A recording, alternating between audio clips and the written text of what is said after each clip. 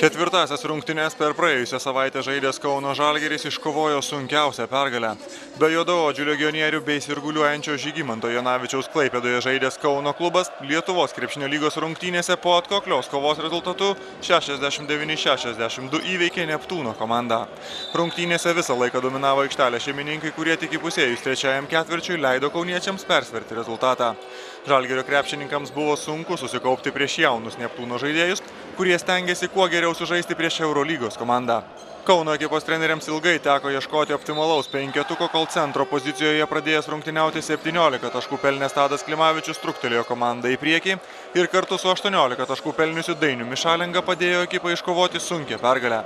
Po rungtynių Klaipėdos Neptūno komandos vyriausiasis treneris Paulius Juodis gyrė auklėtinius už kovingumą ir tvirtino, jog sėkmingiau pasirodyti sutrukdė klaidos.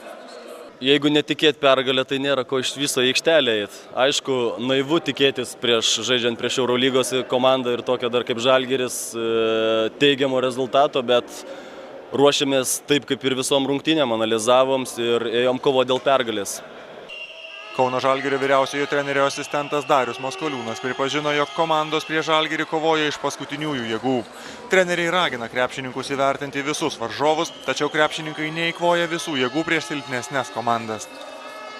Mes vakar rungtynės baigėm 7 val. Šiandien 10 val. Jau sėdėjom autobuse, tai tie mūsų žaidėjai, jie ne antžmogiai, o atvažiavo žaisti kiekvieną iš tokių komandų kaip Neptūnas, jie neturi ką prarasti. Jie kuo geriau sulošia prie Žalgirį, jeigu jie pralošia, taigi nieko neatsitiks. Jie, ta prasme, su dvigubom emocijom ir taip toliau ateina žaisti ir tai yra natūralu. Taip, mums sunku nuteikti, bet mes stengiamės ir žaidėjai tai supranta ir manau, kad viskas bus gerai. Sunkią pergalę iškovojęs Kauno Žalgiris ir toliau neturės kada atsipūsti. Trečiadienį kauniečiai išskris į Italiją, kur ketvirtadienį Eurolygos antrojo turo rungtynėse susitiks su Sienos Montepaschi komanda, o dar po poros dienų 2 dienas iš eilės tik skirtingose lygose Kaune žais su Talino Kalev Kramo komanda.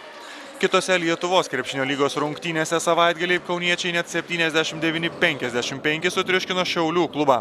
Sostinės komandų Lietuvos Ryto ir Perlo dvikovoje 80-70 stipresni buvo labiau patyrę Lietuvos Ryto krepšininkai. Vilniaus Sakalai namuose 79-72 nugalėjo Kėdainių Nevėžį. Lietuvos krepšinio lygoje su 6 pergalėmis pirmauja Kauno Žalgiris.